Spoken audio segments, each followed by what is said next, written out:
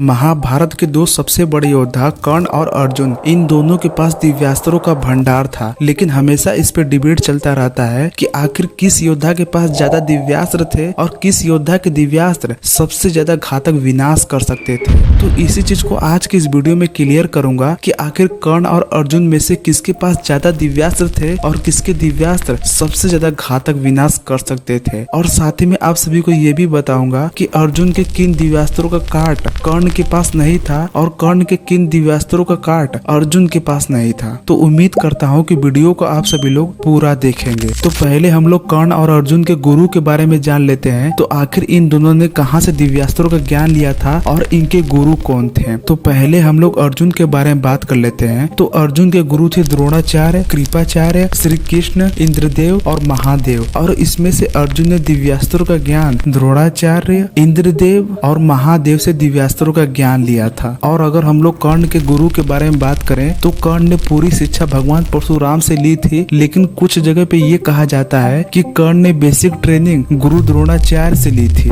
लेकिन इसमें थोड़ा सा भी सच्चाई नहीं है, इसको कभी और आप सभी को बता दूंगा। लेकिन कर्ण ने जितने भी दिव्यास्त्रों का ज्ञान सीखा था वो सब केवल भगवान परशुराम से ही सीखा था। तो पहले हम लोग अर्जुन के दिव्यास्त्रों के बारे में बात कर लेते हैं। जैसे कि कुछ ऐसे दिव्यास्त्र थे जो कर्ण और अर्जुन और बाकी सारे योद्धाओं के भी पास थे, जैसे कि अग्नियास्त्र, गरुड़ास्त्र, नागास्त्र, नागपाश अस्त्र। तो अब कुछ ऐसे दिव्यास्त्रों के बारे में बात कर लेते हैं जो एकदम विनाशकारी थे और वो अर्जुन के पास थे। तो पहला है ब्रह्मशिरा अस्त्र। तो इसमें ब्रह्मा जी के 4 सर प्रकट होते थे और अगर कोई इस दिव्यास्त्र को प्रचंड रूप में चला दे तो ये पूरी सेना को एक बार में ही खत्म कर सकता है। और अर्जुन के पास जो दूसरा दिव्यास्त्र था उसका नाम था वज्रास्त्र। और ये अस्त्र अर्जुन को इंद्र ने दिया था और ये भी बहुत ही विनाशकारी अस्त्र था। और वज्रास्त्र के अलावा भी अर्जुन के पास और भी दिव्यास्त्र थे, जैसे कि इंद्रास्त्र, महेंद्रास्त्र और मृत्यु के देवता यमराज ने अर्जुन को यमदंड अस्त्र दिया था। इसे चलाने पे शत्रु का तुरंत अंत हो जाता था और उसकी आत्मा तुरंत यमलोक पहुंच जाती थी।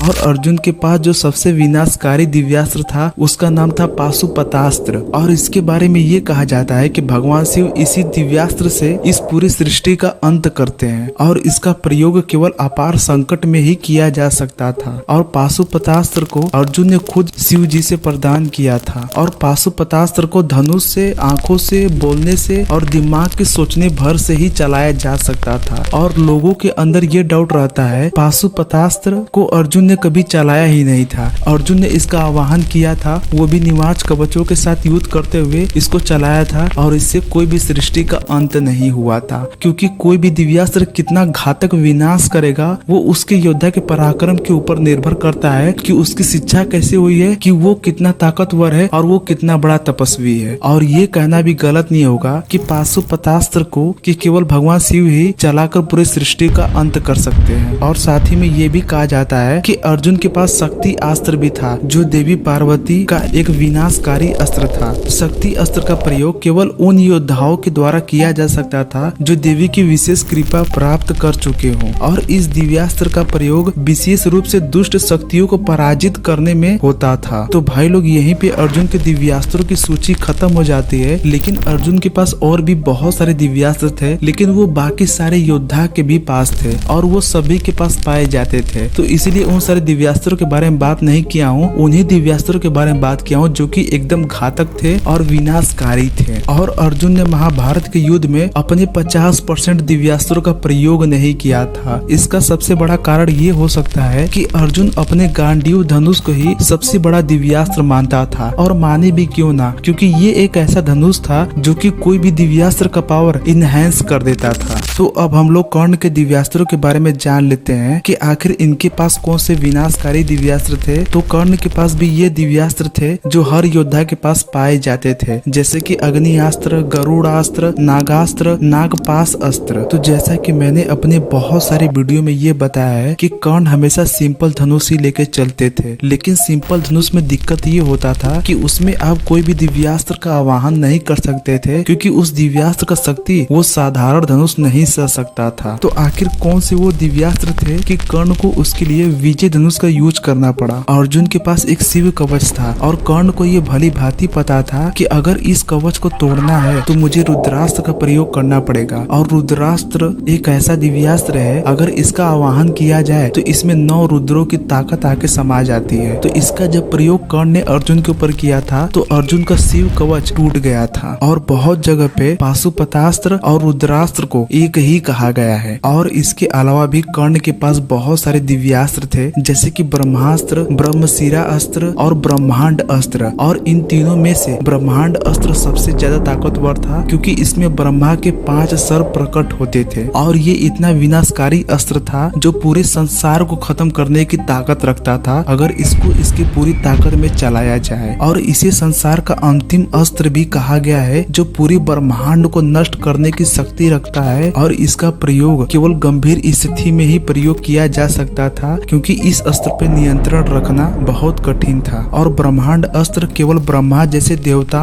और उत्तम ऋषियों के द्वारा प्राप्त किया जा सकता था। लेकिन संसार में कोई भी ऐसा दिव्यास्त्र नहीं है जो भगवान परशुराम से छुपा हो। और अगला कर्ण के पास जो सबसे शक्तिशाली दिव्यास्त्र था उसका नाम था भार्गवास्त्र। और ये इतना विनाशकारी दिव्यास्त्र है, इसका मैंने भी बहुत बार तारीफ किया है, क्योंकि इसने पांडवों की एक अश्वनी सेना को खत्म कर दिया था। और इस दिव्यास्त्र के बारे में ये कहा जाता है कि ये तब तक बाणों की वर्षा करता है जब तक इसके दिशा के सारे सैनिक खत्म ना हो जाएं। और इस दिव्यास्त्र से डर के अर्जुन भी भाग गए थे, इसके बारे में तो सभी को पता है। अगला दिव्यास्त्र है सर्पमुखी अस्त्र। इस अस्त्र का निर्माण कर्ण ने अपने तपस्या के बल पे ही किया था। और ये कितना घातक था इससे कोई भी अनजान नहीं है। यहाँ तक कि भगवान श्री कृष्ण को अर्जुन को बचाने के लिए रथ को नीचे धंसाना पड़ा था, अर्जुन का जान बच जाए। तो सोच लो ये कितना भयंकर दिव्यास्त्र था। और इस चीज से ये भी प्रूफ हो जाता है कि भगवान परशुराम के ही तरह कर्ण भी दिव्यास्त्रों का निर्माण करना सीख गए थे। और अगला जो शक्तिशाली दिव्यास्त्र कर्ण के पास था उसका नाम था अमोघ अस्त्र, या बोले वास्तविक शक्ति। और इस दिव्यास्त्र को इंद्र ने कर्ण को दिया था। और ये कितना घातक था इसके बारे में बताने का कोई भी जरूरत नहीं है, क्योंकि ये दिव्यास्त्र जब से कर्ण को मिला था उसके बाद से ही अर्जुन कर्ण के सामने कभी आए ही नहीं थे। और इस दिव्यास्त्र को लेकर भगवान श्री कृष्ण अर्जुन के लिए बहुत ही ज्यादा चिंतित रहते थे, क्योंकि ये अस्त्र अचूक था और इसका केवल एक ही बार इस्तेमाल किया जा सकता था। और कर्ण ने स्पेशली इसको अर्जुन के लिए ही बचा कर रखा था। और ये अस्त्र इतना घातक इसलिए बन गया था क्योंकि ये कर्ण को वरदान स्वरूप मिला था कि तुम इसका जब भी किसी पर प्रयोग करोगे तो वो उसको मार कर ही आएगा। और महाभारत में बहुत जगह ये भी लिखा गया है कि भगवान परशुराम का पूरा शिक्षा केवल कर्ण को ही मिला था। तो भाई ये कहना भी गलत नहीं होगा कि भगवान परशुराम के पास जो सारे दिव्यास्त्र थे वो कर्ण के पास भी होंगे। और यही माना जाता है कि कर्ण के पास नारायणास्त्र भी था और पाशुपतास्त्र भी था। और इसका प्रूफ भी मैंने अपनी पिछली वीडियो में दे रखा है, अगर विश्वास नहीं होता है तो यहाँ पर भी देख लो। लेकिन हम लोग कर्ण के दिव्यास्त्रों की सूची यहीं पे ही रहने देते हैं। और ये कहना भी गलत नहीं होगा कि कर्ण ने महाभारत के युद्ध में अपने 90% दिव्यास्त्रों का प्रयोग किया ही नहीं था, क्योंकि सीधी सी बात है कि जो योद्धा साधारण तीर से ब्रह्मास्त्र तक को काट सकता है तो उसको कौन से दिव्यास्त्रों की जरूरत है। उसके लिए तो उसका विजय धनुष ही काफी है, क्योंकि विजय धनुष किसी भी दिव्यास्त्र की शक्ति 3 गुना ज्यादा इनहेंस कर देता था।